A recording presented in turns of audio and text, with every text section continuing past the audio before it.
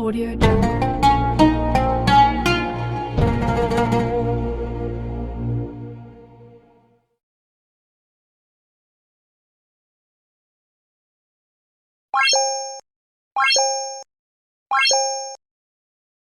Assalamualaikum ya akhi ya ukhti. Assalamualaikum ya akhi ya ukhti.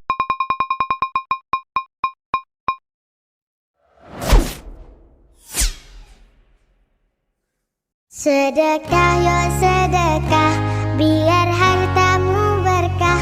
Allah Maha Pemurah, pasti akan ditambah.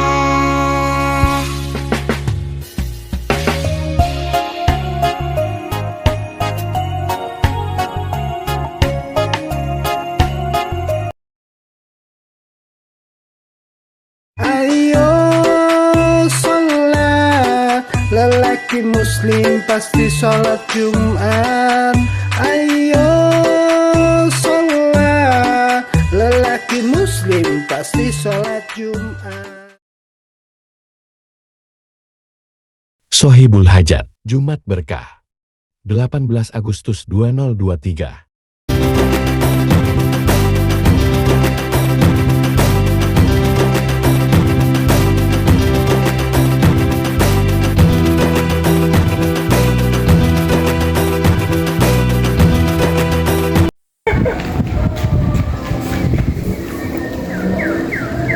Assalamualaikum warahmatullahi wabarakatuh. Waalaikumsalam. Alhamdulillahirrahmanirrahim. Selamat berjumpa kembali dengan anggota Jum'ah anggota Jumat Berkah Masjid An-Nur Taman Permata Indah sepanjang Sidoarjo. Kami mewakili segenap anggota Jumat Berkah mengucapkan terima kasih yang sebesar-besarnya kepada Bapak Profesor Abdul Wahab Hasim dari Maluku Utara. Yang kedua Bapak Muhammad Yunus TPI. Yang ketiga Bapak Pujo TPI. Yang keempat Bapak Toto dari TPI. Yang kelima Dr. Handi Agustin dari Pekanbaru Riau. Pada hari ini tanggal 18 Agustus 2023 beliau berlima telah menyajikan hidangan yang istimewa di Masjid An-Nur Taman Permata Indah sepanjang Sidoarjo. Semoga amal dan sedekahnya beliau berlima diterima oleh Allah Subhanahu wa taala. Amin ya rabbal alamin.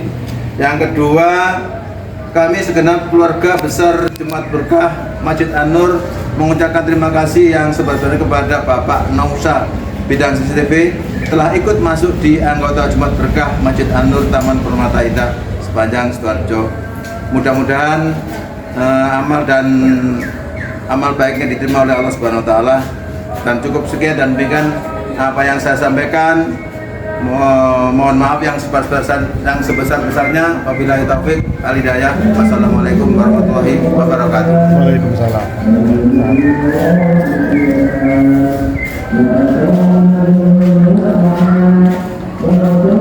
Barakallahu lakuma wa baraka alaikuma wa jama'a bainakuma fi khair. Barakallahu lakuma wa baraka alaikuma wa jama'a bainakuma fi khair. Video pembelajaran.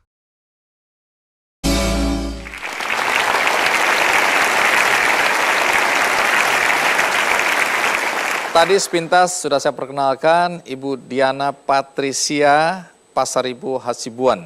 Ibu Diana dalam usianya menjelang 80 tahun itu tercatat sebagai pemegang rekor muri 3 rekor.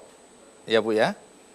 Ibu, ini kan mengagumkan dalam usia Ibu karena rekor yang dipegang adalah rekor sarjana S1 tertua yang dicatat oleh rekor muri. Iya. Emang waktu lulus sarjana umur berapa Ibu? Saya mulai kuliah umur 65 tahun. Baru mulai kuliah? Iya. Iya, saya pensiun itu Bu. Lulus umur 69 tahun. Lulus S1. S1. Baik. Menarik karena kemudian mencatat rekor lagi ketika ibu melanjutkan sekolah atau kuliah lagi, ambil S2. Saya langsung kuliah di umur 69 tahun, lulus umur 73 tahun, S2.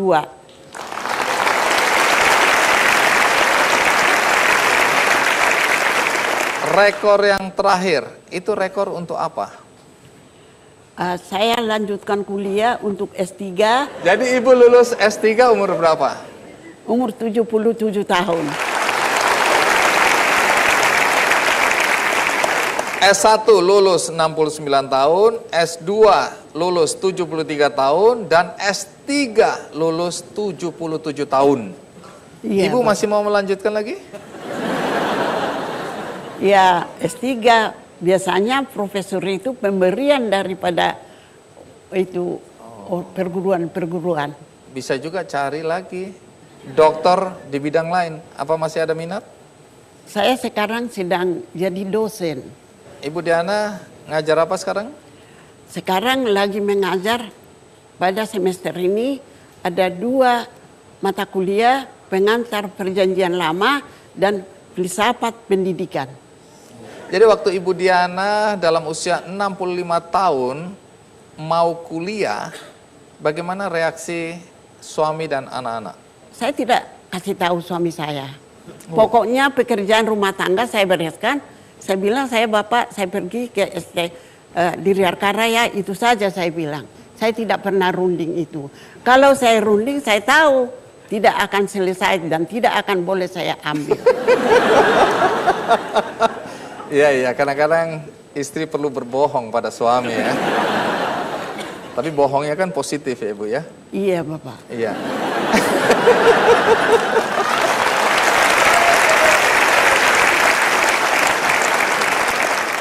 Pasti kan satu saat ketahuan juga. Waktu ketahuan bagaimana reaksi? Begini, saya pintar juga mengambil hati suami. Pak, saya Suami bilang, ada di sini atau tidak? Oh di Papua ya? saya bilang, tolong antar saya Pak. Kemana? Ke Diri Arkara. Ada apa di situ? Ya kan saya sekarang belajar, saya bilang. Diantar saya. Pakai mobil. Dan kalau macet dengan mobil, saya diantar pakai motor. Dan pada suatu ketika waktu saya naik Metro Mini, suami saya bilang begini, kalau kau naik dengan kendaraan umum, tunjukkan kartu mahasiswamu. Tunggu. Kenapa suami ngajarin untuk memperlihatkan kartu mahasiswa? Karena suami saya tahu kalau dengan kartu mahasiswa pembayaran itu berkurang.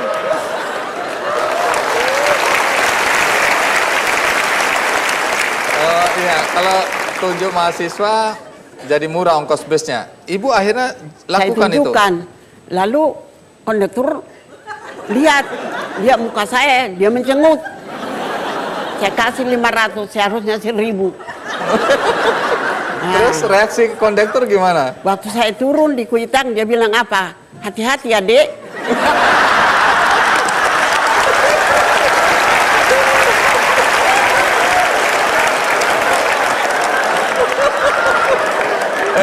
Ini kondekturnya nyindir ini ya. Dia dendam saya. Dia nyindir ini. Terus Ya, reaksi ibu apa? kesal. Jadi saya bilang, hei, jangan bilang aku adikmu. Cucu saya sudah sebesar kau. Saya marah. Nah, tapi sejak saat itu ibu tetap pakai atau? Tidak, di rumah saya bilang, Pak, gara-gara kau menunjukkan kartu mahasiswa, saya ribut dengan kondektur.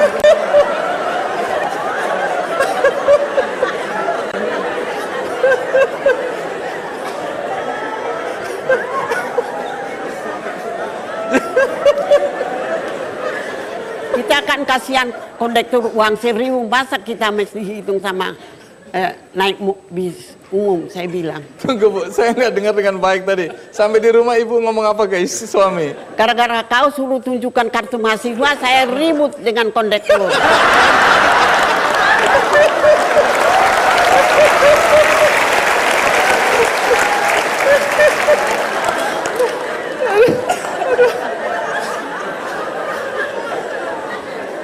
Tunggu dulu, sakit perut.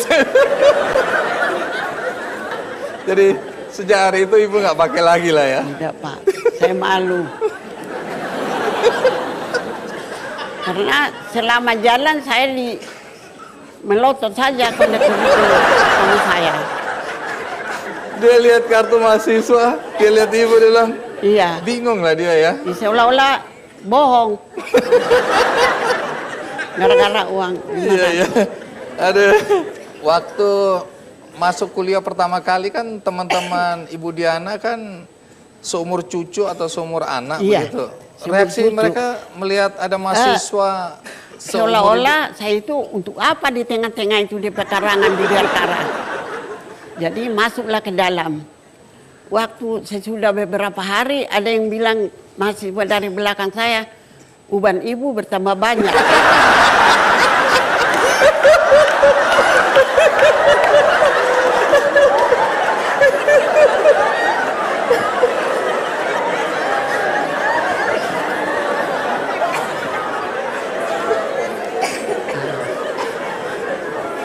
Seolah-olah tetap mereka dosen juga seolah-olah kenapa ini diterima ibu ini kuliah. Seolah-olah juga dosen kurang yakin bahwa saya itu kuliah.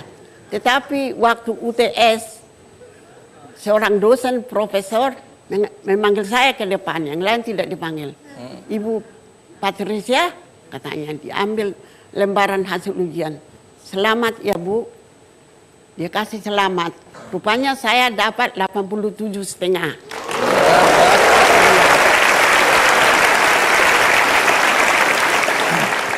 Sesudah itu baru teman mahasiswa diam. Tidak ada lagi yang... Nah ini yang saya mau tanya Bu. Mahasiswa kan ada kebiasaan nyontek. Ibu pernah nyontek enggak? Oh tidak. Ibu jangan bohong ini. Begini pernah sekali. Waktu kami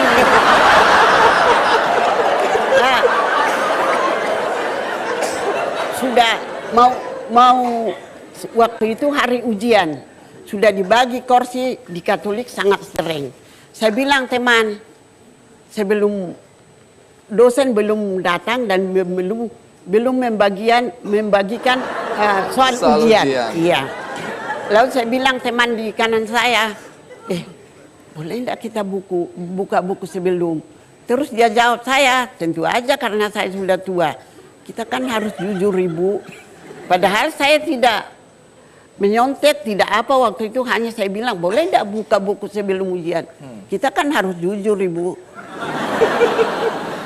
Jadi, tapi kata jujur itu selalu, oh ya jujur. Berteriang di hati saya, kata jujur itu adalah kata-kata yang indah. Itu saja.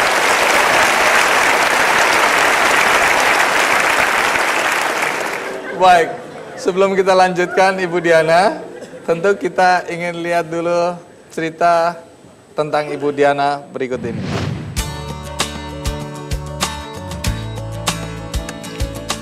Menuntut ilmu tidak berbatas waktu. Itulah prinsip yang dipegang teguh Diana Patricia Pasaribu Hasibuan. Wanita yang akrab disapa Diana ini memasuki bangku kuliah di usia senja, yaitu 65 tahun. Keinginan kuat dalam diri Diana mendorongnya mendaftar sendiri kuliah jenjang strata 1 di Sekolah Tinggi Filsafat Driakara, Jakarta. Lulus di usia 69 tahun, wanita yang lahir di Tapanuli Utara 79 tahun silam ini merasa belum puas dan memutuskan untuk melanjutkan pendidikan hingga jenjang tertinggi. Di usia 73 tahun, Diana lulus pasca sarjana dari Institut Teologi dan Keguruan Jakarta dan mendapat gelar doktor dari STT Battle Indonesia di usia 77 tahun. Dalam menyelesaikan tugas kuliah, Diana mengaku tidak pernah dibantu oleh siapapun. Ia selalu setia dengan mesin tik tuanya ini. Sibuk dengan aktivitas perkuliahan tidak membuat ibu 6 orang anak ini melupakan tugasnya sebagai ibu rumah tangga. Diana sering mendapat dukungan dari suami dan semua anaknya. Memang batas usia pensiun, biasanya kemampuan berpikir, kemampuan untuk belajar menurun. Tetapi mama masih mempunyai power untuk itu. Itu ya, jadi pertama rasa bangga. Yang kedua memang saya tadi bilang takut kalau mama tiba-tiba sakit dengan usia yang kondisi seperti itu bisa sakit macam-macam. Tapi itu tadi, karena mungkin Allah tidak tidur, jadi diberi kesehatan terus sama Tuhan. Karena kegigihannya dalam menimba ilmu, nenek dari 12 orang cucu ini 3 kali mendapat penghargaan dari Museum Rekor Indonesia. Kini, Diana menjadi dosen tetap di STT Ekumene Jakarta. Bagi Diana, ilmu yang ia dapatkan harus ia bagi agar dapat bermanfaat bagi masyarakat.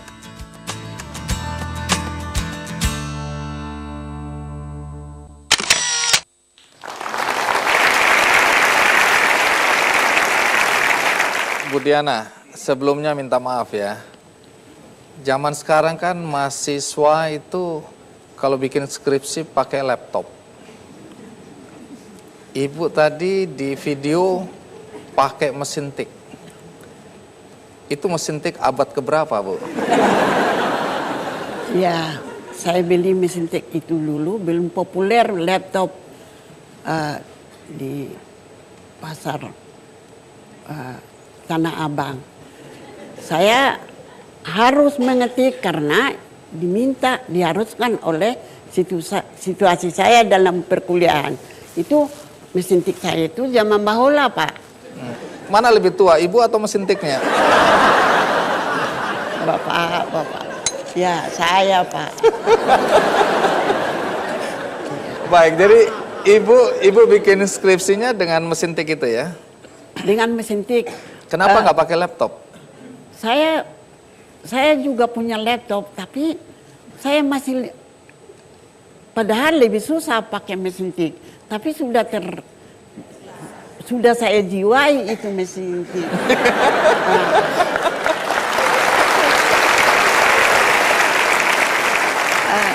Disertasi saya 315 halaman, saya kerjain 3 bulan dengan mesin tik disertasi. Baik, itu sekaligus menunjukkan fisik Bu Diana prima ya. Karena untuk ngetik tombol yang seberat itu nggak gampang. Baik, Ibu terakhir, walaupun bercanda-bercanda, tapi pesan moral yang saya lihat paling kuat adalah bagaimana prinsip mengejar ilmu itu tidak mengenal usia ya Bu ya. Nah, bagi penonton acara Kikendi, adakah sesuatu yang ingin Ibu pesankan dalam konteks pendidikan? Tentu ada. Bagi anak-anak yang muda, bercermin kepada saya. Bersemangatlah mencari ilmu. Jadi jangan ada merasa susah, sedangkan orang tua seperti saya masih bisa mencapai S3 tanpa minta tolong sama siapa-siapa.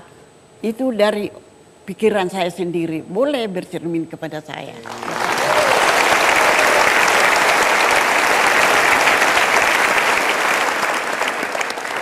Baik, Bu Diana, terima kasih banyak ya sudah menginspirasi kami semua.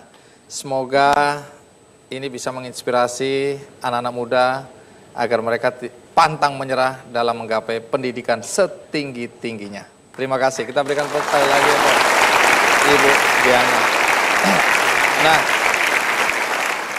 tamu berikutnya sejak lahir secara fisik dia tidak sempurna.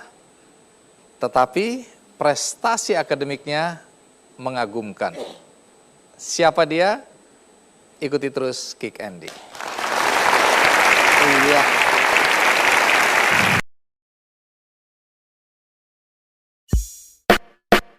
Solat yo solat, solat yo solat, solat, solat.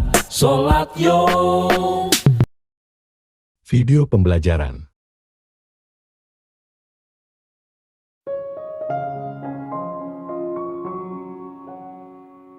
Tidak peduli seberapa besar masalah yang kamu hadapi, kamu tetap punya pilihan untuk menjalani hidup yang kamu inginkan.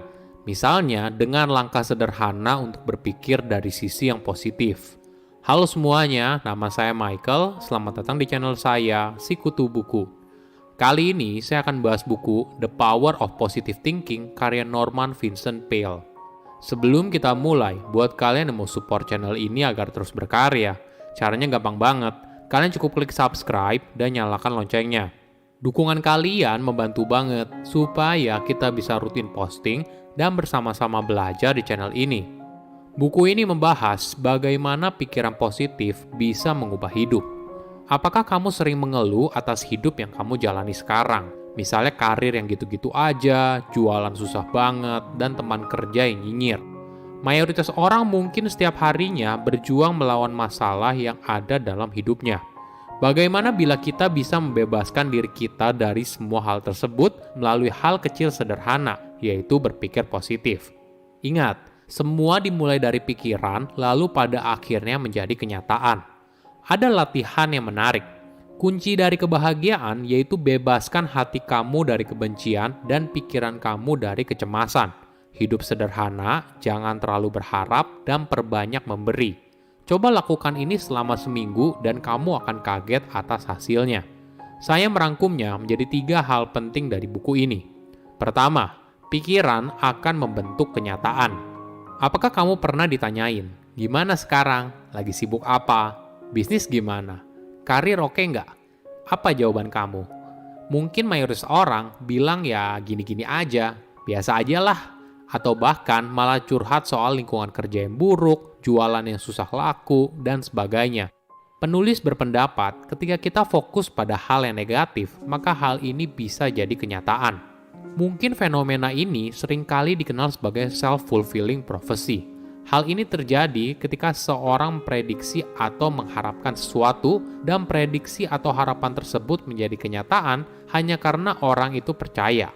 Misalnya begini, kamu diterima di tempat kerja yang baru, tapi kamu merasa inferior dan punya persepsi kalau rekan kerja di tempat kerja nggak suka sama kamu, lingkungannya toksik, dan sebagainya. Pikiran negatif ini mungkin saja jadi self-fulfilling prophecy. Ketika kamu punya persepsi negatif, maka hal ini bisa mempengaruhi perilaku kamu sehari-hari. Pada akhirnya, apa yang kamu pikirkan mungkin saja jadi kenyataan. Namun tenang saja, kamu masih punya pilihan kok. Cobalah belajar untuk lebih percaya diri. Kemampuan ini dapat membentuk masa depan kamu ke arah yang lebih baik.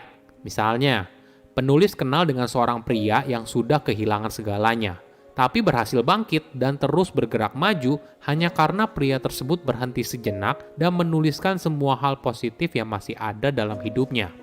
Dengan fokus pada hal yang positif, maka hal ini juga bisa mengubah pemikirannya, lalu pada perilakunya, hingga akhirnya hidupnya pun berubah.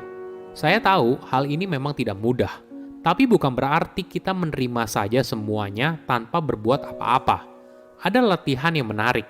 Pertama, coba cari tahu ke dalam dirimu sendiri. Kenapa kamu punya perasaan tidak berdaya? Kedua, coba ubah perasaan tersebut ke arah yang lebih positif. Lakukan terus-menerus. Ketika kamu bangun tidur, melihat ke cermin dan ucapkan kata yang positif. Lalu ketika di malam hari sebelum tidur, coba katakan kepada dirimu sendiri hal positif apa saja yang terjadi di hari itu dan hal apa yang ingin kamu capai keesokan harinya.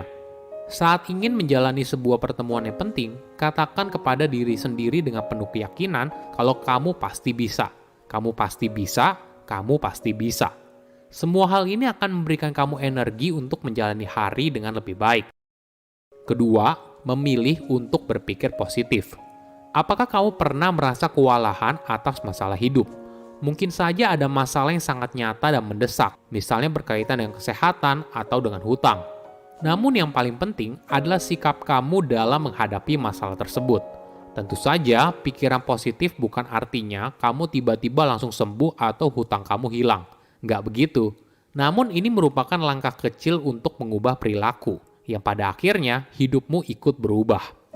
Ketika hidup kamu dipenuhi hal yang positif, maka kamu akan punya energi yang cukup untuk mengatasi masalah yang datang dalam hidupmu. Ada fakta yang menarik. Seringkali kita menganggap situasi kita yang buruk saat ini karena faktor yang berada di luar kendali atau kita sedang tidak beruntung. Namun faktanya, dunia yang kamu rasakan sekarang itu nggak nyata, tapi merupakan hasil pikiran tentang pengalaman hidupmu sendiri. Contoh sederhananya gini, 2 orang sedang dalam perjalanan di dalam bus. Orang pertama merasa perjalanannya sangat menarik, sedangkan orang kedua merasa perjalanan itu sangat buruk. Kenapa situasi yang sama tapi memiliki persepsi yang 100% berbeda? Ternyata, orang pertama duduk menghadap ke jendela di mana ada pemandangan yang indah. Tapi di sisi lain, orang kedua duduk menghadap bebatuan. Terkadang hidup kita tergantung bagaimana kita melihatnya. Penulis punya teman yang disebutnya sebagai obstacle man. Setiap kali ada ide baru, orang itu selalu melihatnya dari sisi yang negatif. Sebagai seorang direktur, ketika anggota timnya membawa sebuah ide, pikiran si obstacle man fokus pada hal apa saja yang bisa membuat ide itu jadi gagal. Orang itu selalu bilang, "Tunggu bentar, coba kita semua berpikir rintangan apa aja yang akan muncul." Ketika ada anggota tim baru yang bertanya, kenapa sih dia berpikir seperti itu?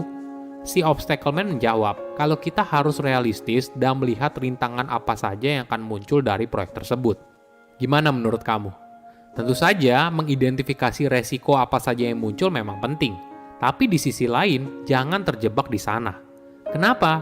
Karena tidak ada rintangan yang tidak bisa dilalui ketika kita punya kepercayaan dan keberanian untuk mewujudkannya. Apa yang harus dilakukan? Ketika menemui rintangan, itu jangan ngeluh. Hadapilah dan cari solusi. Ketika kamu berharap hal buruk akan terjadi, maka hal itu akan terjadi.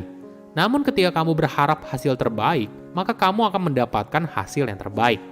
Ini merupakan langkah awal untuk sukses. Ketiga, cemas atas masa depan. Apakah kamu sering merasa cemas soal masa depan?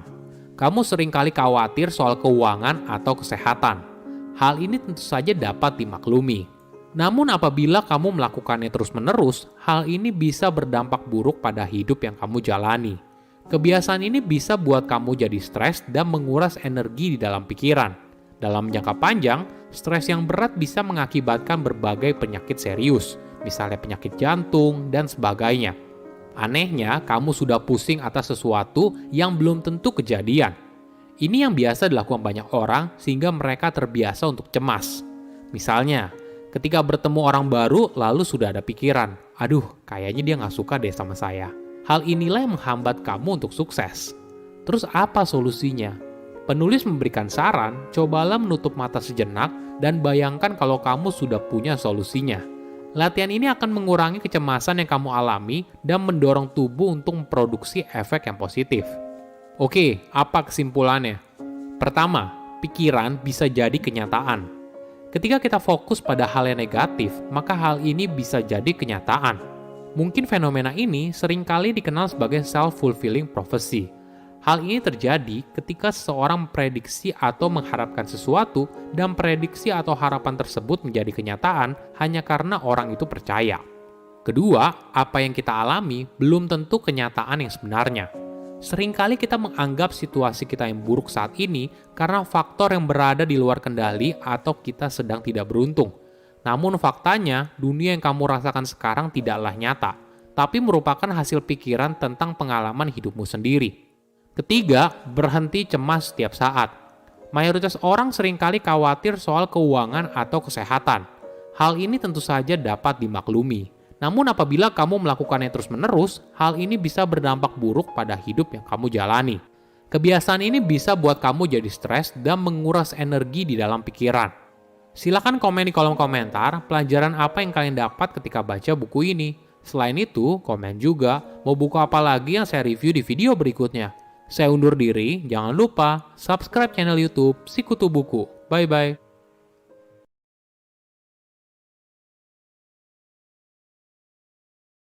Video pembelajaran tentang rasa syukur. Mudah rasanya mengucap syukur ketika kita sedang bahagia atau merasa tenang. Namun ketika kita sedang merasa sedih, seakan dunia memusuhi kita, sulit rasanya mengucap rasa syukur. Padahal ketika mental kita terpuruk, satu hal yang bisa membantu kita mengangkat semangat kita kembali dalam hidup adalah rasa syukur itu sendiri. Merasa bersyukur itu tidak selalu mudah karena memang hidup itu jauh dari sempurna. Setiap hari ada saja tantangan hidup, rasa sakit hati, rasa kehilangan. Dan jika kita tidak hati-hati, kita bisa tenggelam dalam ketidakbahagiaan yang berujung depresi. Dan kawan, merasa depresi itu adalah salah satu perasaan yang paling tidak enak. Namun rasa syukur itu adalah obat atas ketidakbahagiaan.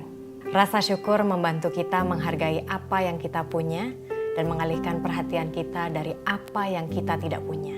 Rasa syukur bisa menjauhkan kita dari depresi dan emosi toksik dan negatif lainnya.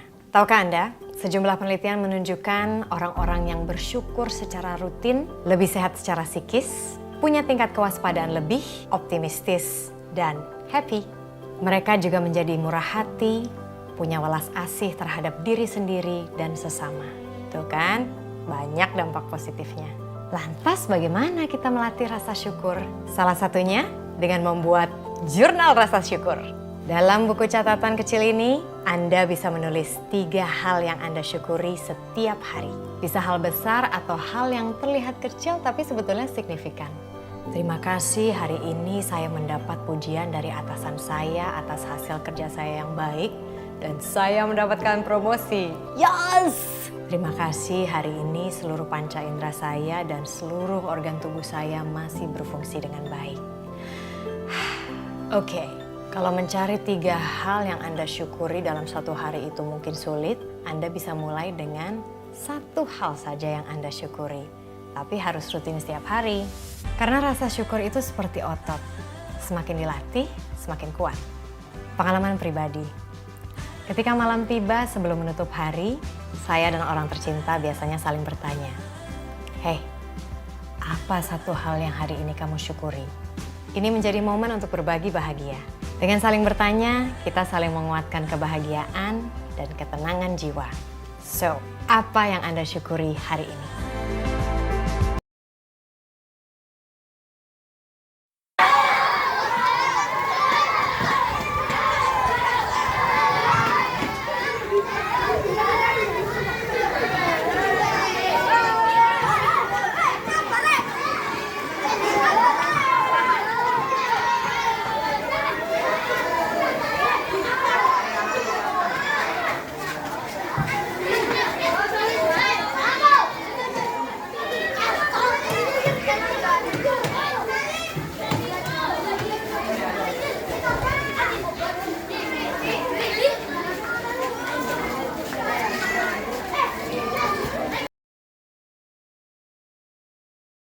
Terkadang menjauh dari seseorang itu sebuah keputusan yang tepat loh. Apalagi kalau orang tersebut udah bikin sakit hati kita secara terus-menerus.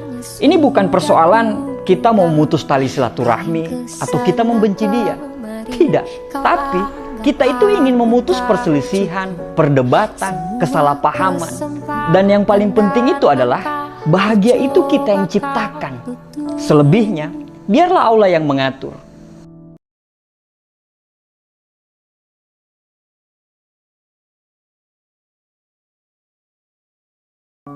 Jadi tanpa ilmu kita sulit bahagia.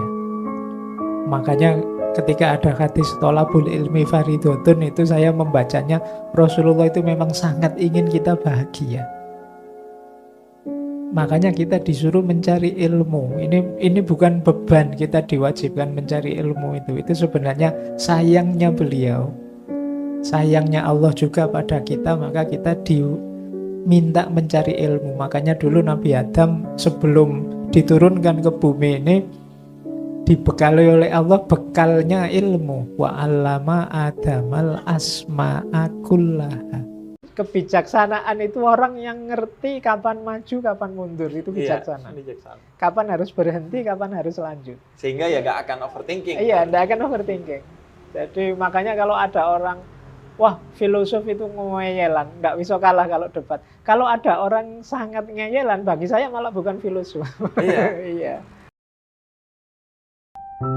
Tinggalkan segala perbuatan yang pada akhirnya memaksamu beralasan. dan jauhi segala kondisi yang membuatmu memaksa diri.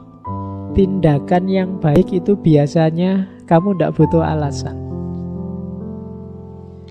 Jawabannya ya di perbuatan itu sendiri. Sholat, puasa, menyantuni anak yatim, kerja sama dalam kebaikan, itu perbuatan-perbuatan yang tidak butuh alasan. Tapi perbuatan-perbuatan rusak, kacau, itu biasanya butuh alasan. Jadi kalau kamu rasa orang tanya padamu, mengapa kamu melakukan itu, terus kamu butuh jawaban panjang lebar, butuh alasan detail, mending kamu tinggal. Itu biasanya tidak beres, tidak butuh dalih. Perbuatan baik itu bisa langsung dipahami. Maka hati-hati dengan sikap pelit itu. Karena sungguh jika ada orang yang kemudian dilebihkan tapi dia pelit, apalagi pelitnya karena takut miskin, takut berkurang, disebutkan dalam Al-Quran sesungguhnya itu adalah pengaruh dari syaitan. Bagaimana Allah menyebutkan di surat Al-Baqarah ayat 268, setan itu menakut-nakuti kamu. Kamu nanti miskin, nanti kamu habis uangnya, nanti kamu habis rezekinya, dan mereka menyuruh kamu berbuat fahsya, kikir, pelit, gak mau berbagi kepada orang lain. Padahal mohon maaf, apa kata Nabi SAW? Tidak akan pernah berkurang harta yang disedekahkan. Justru sebaliknya, ketika kita memberi, berbagi, Allah akan tambahkan. Boleh jadi, jika hari ini kita berhasil, mungkin ada doa orang miskin yang pernah kita bantu. Kalau kita sukses, dilancarkan urusannya, mungkin ada orang yang sulit yang pernah kita bantu, yang doanya tembus ke langit, yang memberikan kebaikan dalam kehidupan kita. Ingat, jangan pelit, karena jika pelit, Bismillah dan melangkah, Bismillah lalu bekerja, Bismillah di dalam hatiku tenang, karena semua hanyalah miliknya, bahkan nafas adalah kemurahannya. Allah adalah Tuhanku, Muhammad adalah nabiku, Al-Quranlah kitabku, Islam adalah agamaku. Hari ini aku teguhkan untuk temukan jalan hidupku selama. Ibu kalian adalah ratu atau raja. Jangan sampai ibu kalian sedih gara-gara kalian, meneteskan air mata karena kalian. Jangan. Gembirakan ibu walaupun misalnya kamu tidak mampu. Misalnya ibu, kan mungkin ada orang tua yang meminta sesuatu kita tidak mampu. Sampaikan kepadanya, siap ibuku, apapun yang ibu minta, insya Allah saya sebagai anak sanggup untuk memenuhinya. Yang penting ibu doakan. Insya Allah nanti berkat doanya ibu tadi hasil kamu. Di muka bumi ini 99% keberhasilan seseorang itu karena ketaatannya kepada orang tua.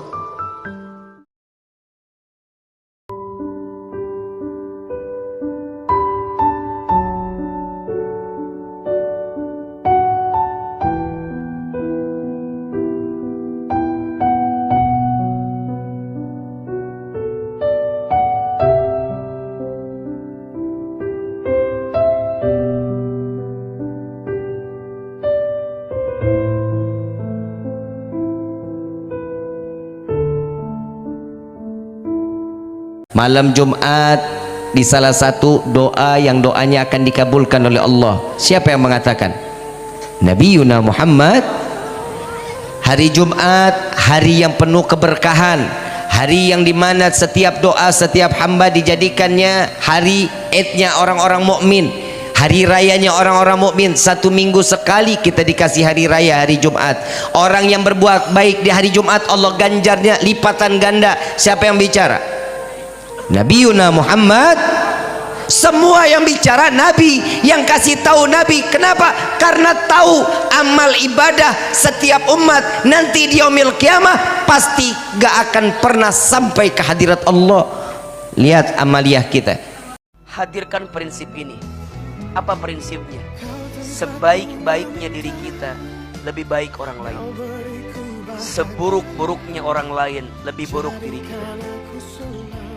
Ulangi, sebaik-baiknya diri kita lebih baik orang lain. Seburuk-buruknya orang lain lebih buruk diri kita. Jangan sombong, ya. Jangan besar kepala, takut gak cukup helm. Iya, helm aja gak cukup, apalagi surga, betul? Iblis tidak akan pernah masuk surga gara-gara apa? Dia punya sifat sombong dalam dirinya, sehingga tidak pantas surga menjadi miliknya. Udah, mulai hari ini mah rendahin hati dulu dah. Gak usah banyak merasa diri paling baik dibanding orang lain. Enggak.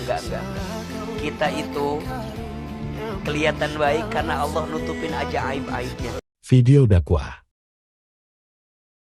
Sebenarnya kalau pemimpin berbohong, maka pengikutnya yang percaya pun terkena siksa. Oh, kenapa? Karena dia percaya kebohongannya sehingga dia mengikuti.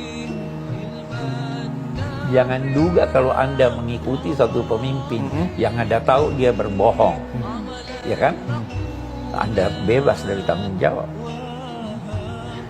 Karena mengukuhkan seorang pemimpin yang Anda anggap salah, memberikan dia kekuatan untuk tetap memimpin, dan kekuatan itu bersumber dari Anda yang mendukungnya, sehingga kebohongannya, kedurhakaannya, Anda ikut mengukuhkan kedurhakaan dan kebohongan.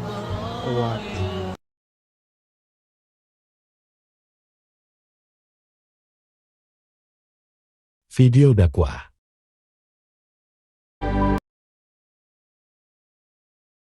Tidak ada lagi masa yang masih tinggal yang kita dapat yakin kita masih hidup lagi di lain kali.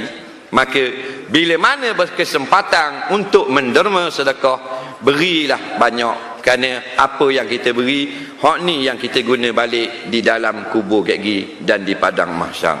Ma labista faqad ablaita. Ni Nabi kata, apa yang kamu pakai, boleh piti beli baju, beli seluar mahal-mahal, beli jubah lawa-lawa, lah untuk kita tu faqad ablaita, maka kamu akan burukkan dia, tak pergi ke mana-mana pun.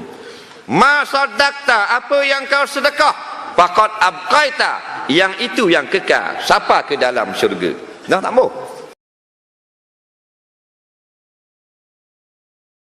Video 17 Agustus R.